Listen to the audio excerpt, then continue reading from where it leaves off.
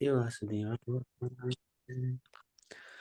Krishna, dear devotees. So, we'd like to seek the blessings of Radha Madhav, Radha Shyam Sundar, Krishna Balaram, Bal Gopal, Gaurita Prabhupada, Guru Maharaj, 7 devotees.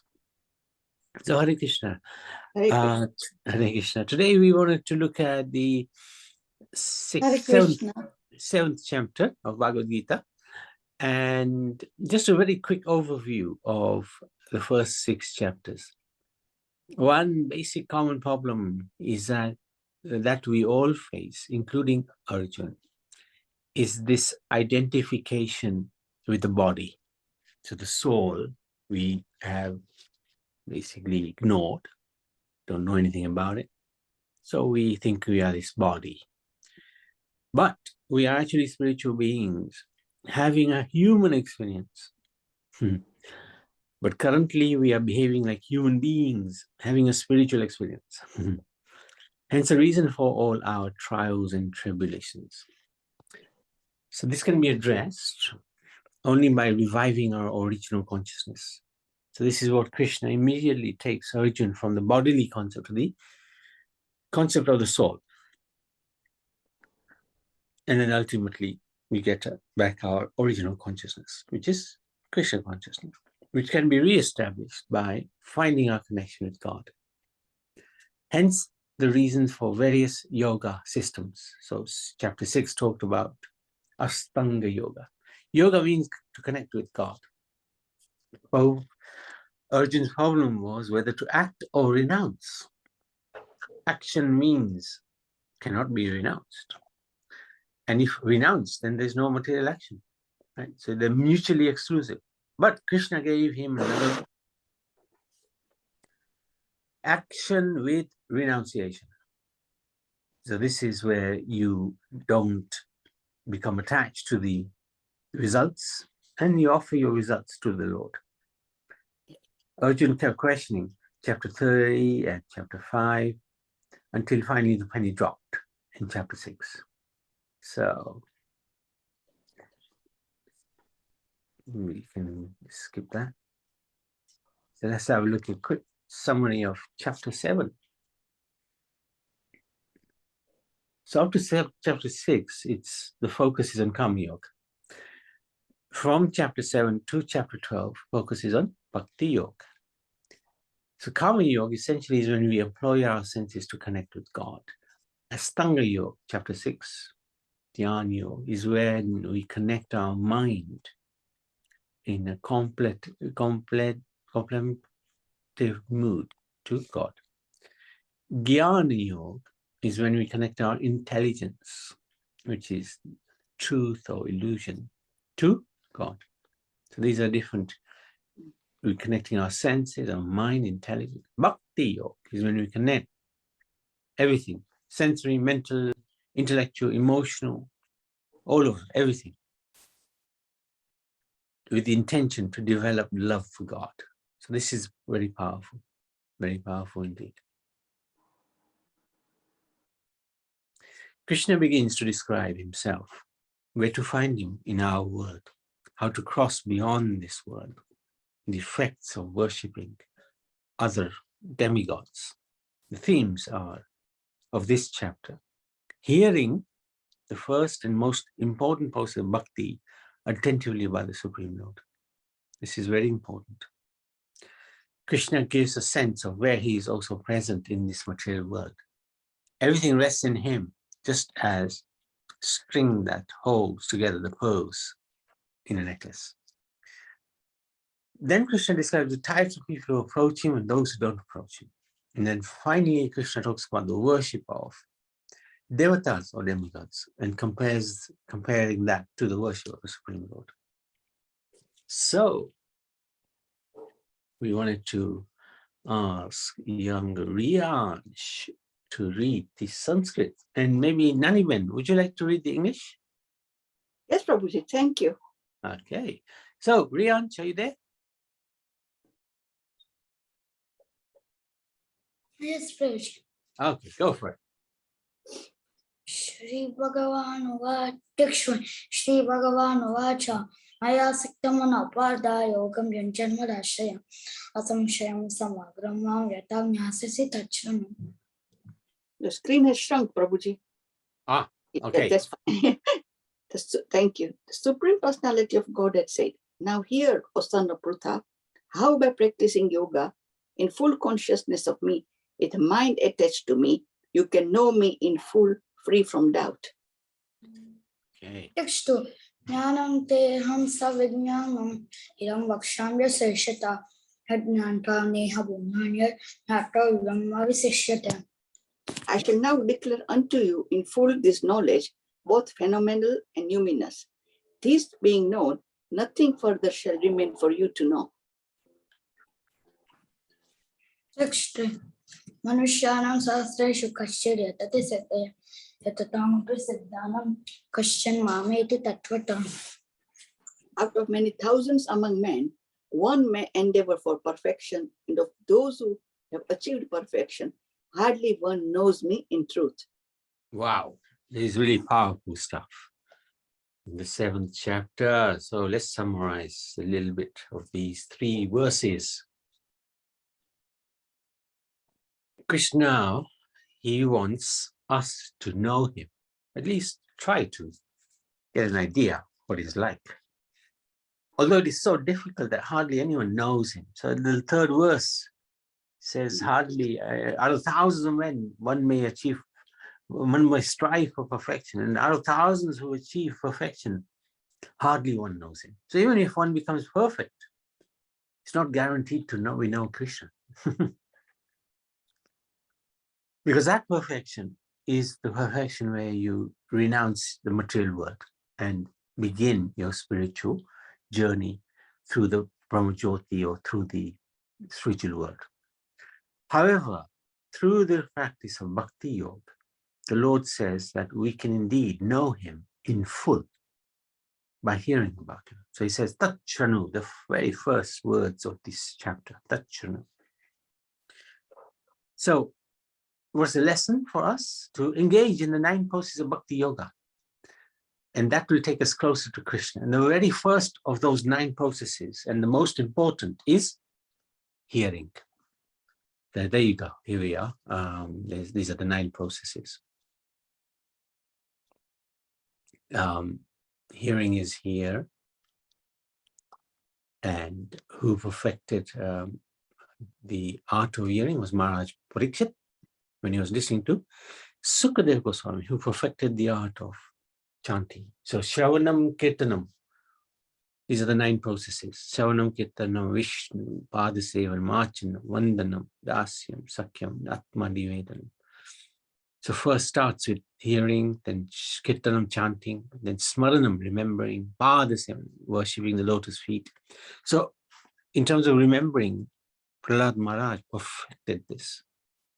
Because no matter what the situation was, he would remember the Supreme Lord. Padasevanam means worshipping, serving the lotus feet of the Lord. Lakshmi Devi is the perfection of that service. Archanam, and that's Maharaj Prithu in terms of deity worship.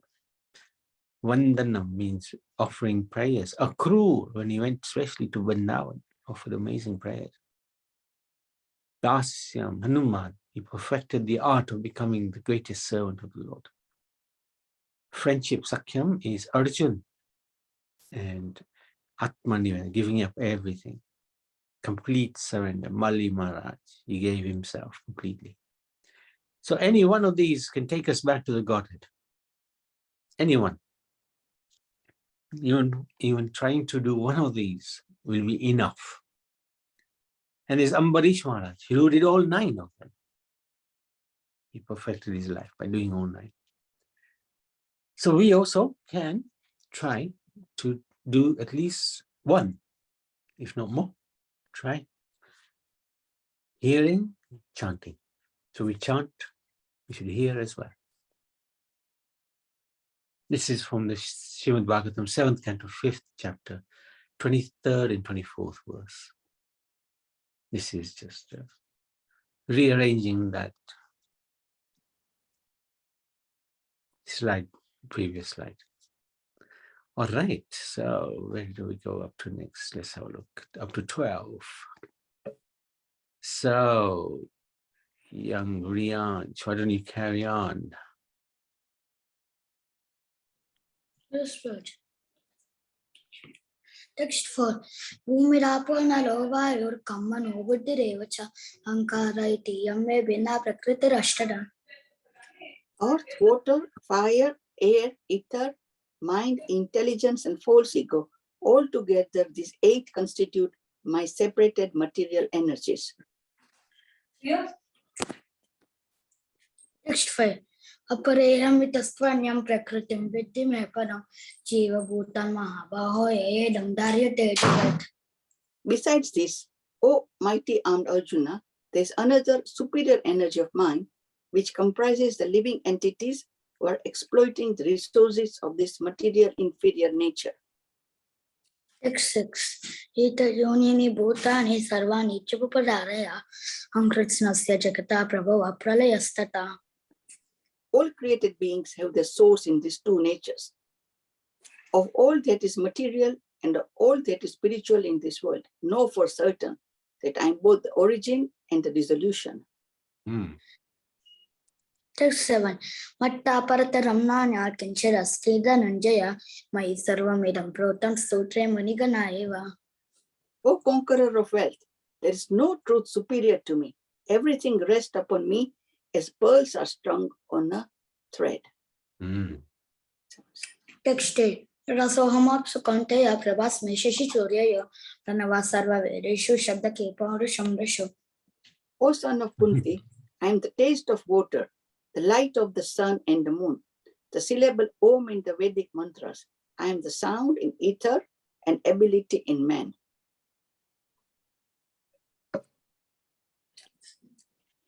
Text 9.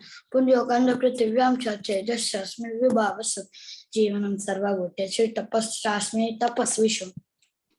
I am the original fragrance of the earth, and I am the heat in fire. I am the life of all that lives, and I am the penances of all ascetics.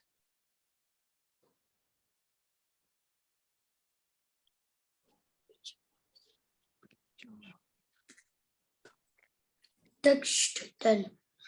Bijam mam sarva bhutanam vedi partha sanatanam buddhi buddhimatam mamsi tejas tejasvi namaham. O son of Prutha, know that I am the original seed of all existences, the intelligence of the intelligent, and the prowess of all powerful man. Text 11. Balam balavatam chaham kamaraga vivarjitam dharma viruddha bhuteshu kamasmi bharatarshava. I am the strength of the strong, devoid of passion and desire. I am sex life, which is not contrary to religious principles, O Lord of the Bharatas, Arjuna.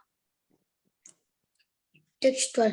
Echaiva satvika bhava rajasa tamasasya matta evetit vritti prame natvamaham natvaham teshu temai.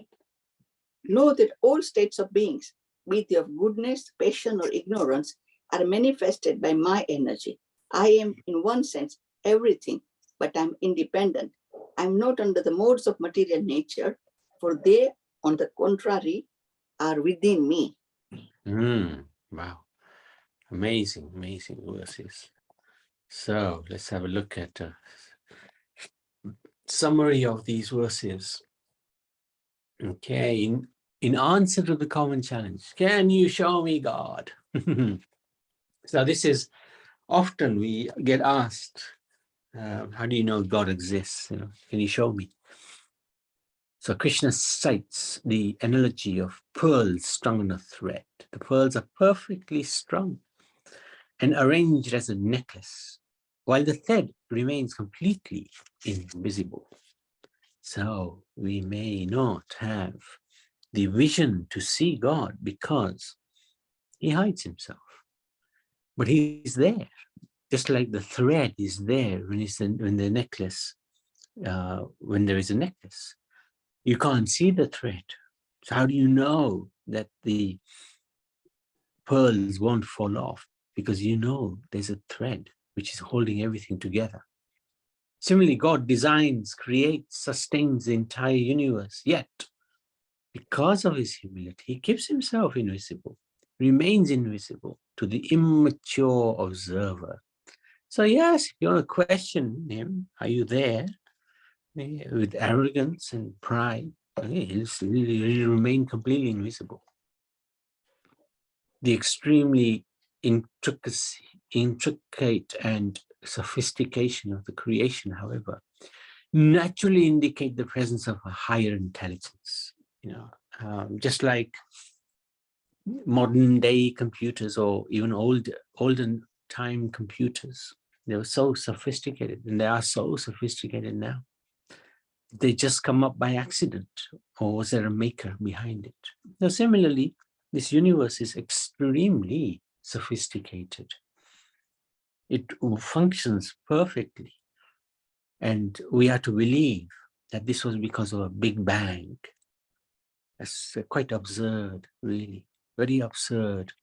But the theory has been bought, and so many people believe it, and it's taught widely in schools as the source of creation, the Big Bang.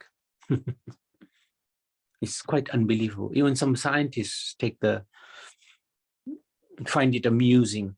Like there was a Frederick Holt, he's a French scientist. He's the one who actually coined the Big Bang, the term the Big Bang, as a joke. Big Bang theory. But then he had to also, because he was a scientist, he had to also put his signature to that theory. But he coined that term as a joke. Krishna further explains how he is the essence of everything within the creation, the taste of water. Rasoham apsu kauntaya, the light of the sun, the ability in man. In this way, through the eyes of knowledge, one can learn to see God everywhere. So we can't necessarily see God with our eyes because we're not qualified, but we can hear about him. And when we hear about him, then we will be able to see him through the scriptures, through the words of the scriptures. So here we like to put this into practice. Every time we drink some water, we can say, Rasoham apsu kauntaya. Every time we drink water, we can say this, I am the taste in water. That way we will be reminded of Krishna doing ordinary activities. So this is the thing. It's easy to remember Krishna when we are doing chanting or reading Bhagavad Gita or listening to Bhagavad Gita. But the trick is, what are we doing when we're not listening, when we're not chanting? Are we completely absorbed in our material life that we forget God? Krishna says to Arjuna, remember me and fight. Do your duty, but remember me. So we can try to do that when we do any particular, like just drinking water, which we do several times a day. If we simply remember these words, we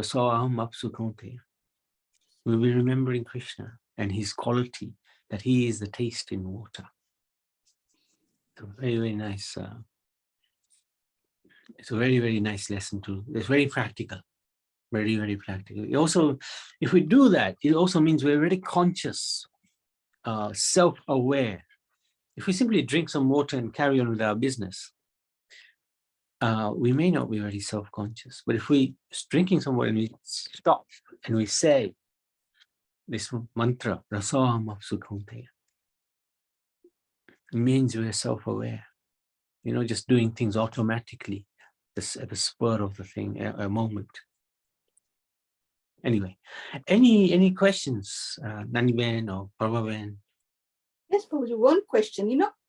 Of the 9 processes of devotional service, nothing is mentioned about reading, and we sort of tend to read a lot. We tend to read, but we can hear, yes, from other people or lectures, but nothing is mentioned about reading on your own or reading from the scriptures. Reading is considered part of hearing. It's a subtle form of hearing. So when you're reading, when you read, it's a very good question. When you're reading, actually, you are reading through the ears. I know we're using the eyes, but it's a subtle form of hearing. Mm. And, you know, earlier times, the scriptures were not necessarily written down. They were only heard from the guru or the spiritual authority. So that's why here reading is specifically is not mentioned as one of the 9 processes, but reading is regarded to be a subtle form of hearing. Hearing is more powerful than reading. When you hear with attention, that enters the heart, and it can really purify and cleanse the heart. But reading, although not necessarily as effective, but still it's considered a subtle form of hearing. And it is useful because, as you said, we all read.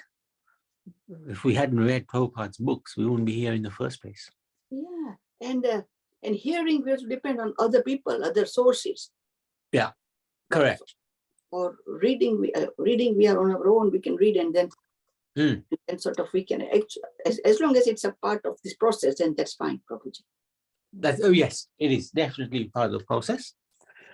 Definitely part of the process. Very good. Thank you for that question. Prabhupada. Oh yeah, Hare Krishna, Prabhuji. And all the devotees, what did you, what's the word you use? Rasoham asapu. Oh yes, raso means taste. Aham is Krishna, and or Krishna saying I. Raso aham, apsu is water in Sanskrit. So even so what do you do when you're eating the food? No, when you're drinking, when you drink a little water, you can just say Raso aham apsu kaunteya, and kaunteya is when Krishna is explaining to Arjuna. Okay. So Raso aham apsu means I am the tasting water. So then we're remembering Krishna. Oh, right. I see. Yeah. Okay. Very powerful. Very powerful. Yeah. Thank you. Thank you. But to be honest with you, I keep chanting all the time Hare Krishna. Even my cooking, or if I'm making a dough, I'm just saying Hare Krishna. Well, cooking Hare Krishna. But that's very good. The word you used just now, when you're eating, when you're drinking, you say Rasoham. Apsu. Rasoham apsu. Okay. Very good. I have to try to remember. Yeah. Right. Remember it. Yeah, it's nice. Thank you. Thank you so much. What other Mataji said is the same thing. Reading is all right, but when you're reading, it is in your mind. So I think the mind is hearing us. My mind is hearing me. Yeah, that's it. That's what it is. Yes. Absolutely right. Yes. Good. Absolutely right. Yeah. Thank you. Very good. Hare Krishna. Hare Krishna. So let's do one more. Let's do one more theme, if possible. Rianch, you want to carry on? Did somebody else want to read English? Yeah, actually, if you want, somebody else can read. Anybody else would like to read? Yes, Prabhu. Yes, Prabhu. Okay. Go for it. Yes. Okay. So, you can read the English once Rianch has spoken the Sanskrit, if he's there. Rianch, are you there? Yes, sir. He's there. Okay, go for it. Text 13. Tribhirgunamayirbhave revi sarvamiram jagat mohitam nabhijanati mame vyaparamapyayam. Translation. Deluded by the 3 modes, goodness, patience, ignorance, the whole world does not know me, who am above the modes and the inexhaustible. Yeah. Text 14. Devi Hivshaku Namahi Mama Maya Tirachaya Mame Vaye Prabhajante Maya Metam Tarantite. Translation. This divine energy of mind consisting of the 3 modes and material nature is difficult to overcome, but those who have surrendered onto me can easily cross beyond it. Text 15. Namam Dishkriti Nomura Bhajantena Radama Mayaya Pravrita Jnana Asrambhava Mashrita. Translation: those miscreants who are grossly foolish, who are lowest among the mankind, whose knowledge is stolen by illusion, and who partake of the atheistic nature of the demons and not surrender unto me.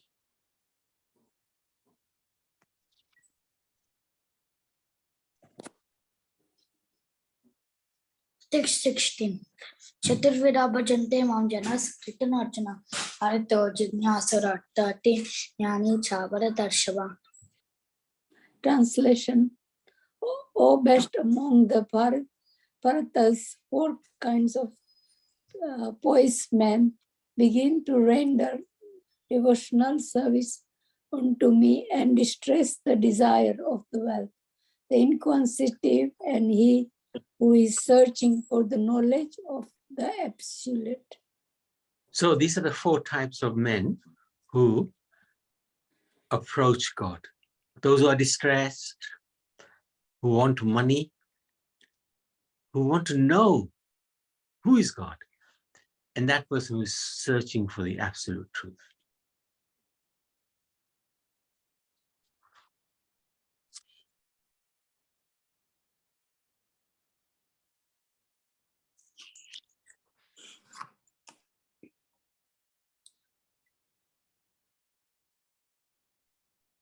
Oh, we can't hear you, Rianch.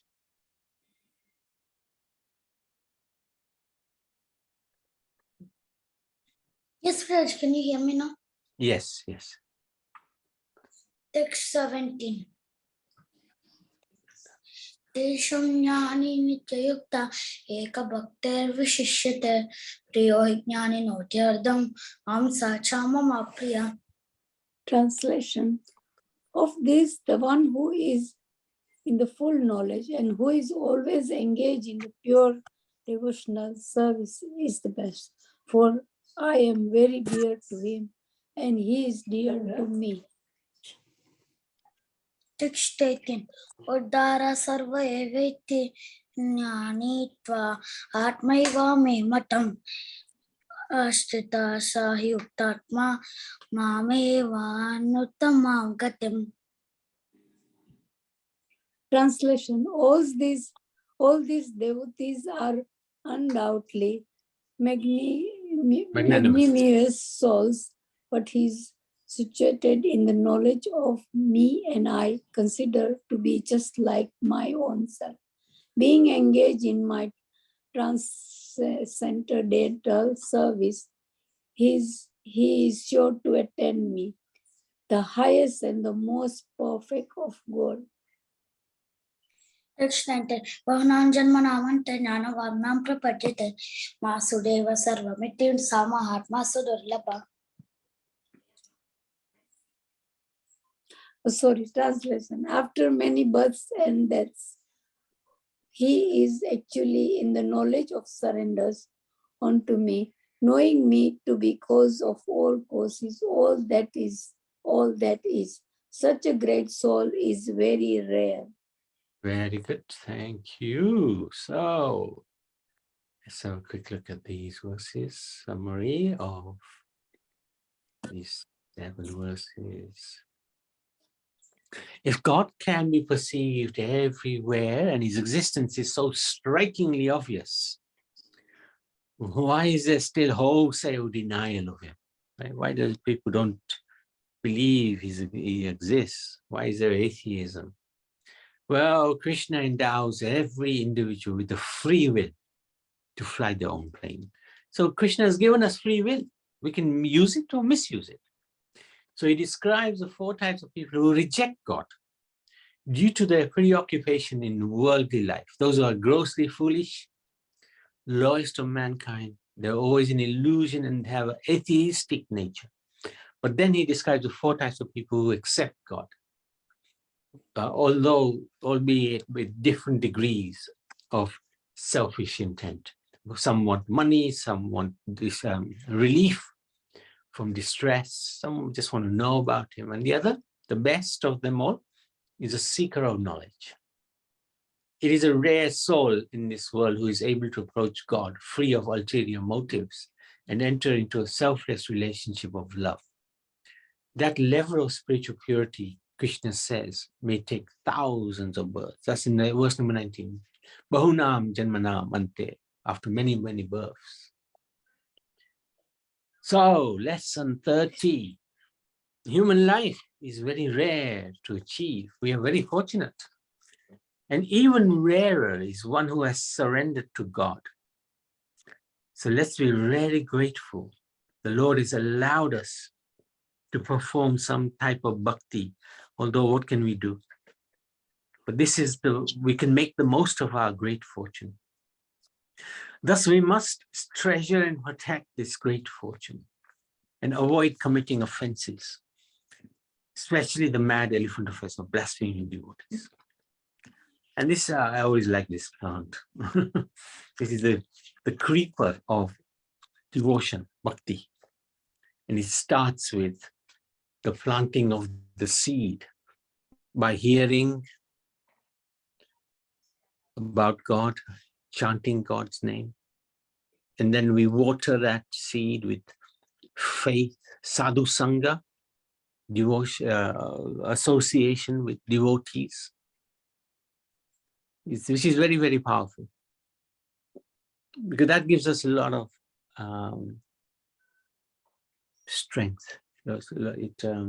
Some scars, they call it it really gives a big impression on the mind when we are associating, especially with a pure devotee. Then we do bhajana kriya, which is practicing bhakti yoga. And then get rid of the anarthas, anartha nivritti, which is the bad things, the weeds. So this plant of bhakti we're growing, the weeds are growing at the same time. So in the garden, for example, when we're doing gardening, there'll be the plants, nice plants, and then there'll be the weeds. They almost look the same. So we have to be very careful. And pride, arrogance is something we have to be very careful of. So we pluck out the weeds because they become obstacles to our bhakti. And then if we can do that, we move forward into the position of nishtha, unshakable resolve. Yes, Bhagavan. Hare Krishna, Prabhuji. What did you say? Did you say cry? What did you say earlier? We cry. We have to try to get rid of our weeds in our heart, like arrogance, anger, pride. Pride. But did you say cry? No. C-R-Y? No. Okay. Then No. I've heard something wrong. Yeah. No, here it is. Bhajana kriya. It's kriya. Right. Bhajana Okay. kriya. Yeah, that's right. Then it's fine. Thank you. And then we move forward to nishtha, unshakable resolve. Nothing can stop us from doing bhakti. And then we get this taste, ruchi. You can't live without doing bhakti. Can't live without chanting. Can't live without reading or hearing Krishna Katha. And then because there's from ruchi, the taste, we get very attached to Krishna. And from attachment to Krishna is a small step to bhav, which is the transcendental emotion. Bhav is something very unshakable. And then that's, prema is very close after that. Krishna prema. So, Surinder, Prabhu, anything you'd like to share?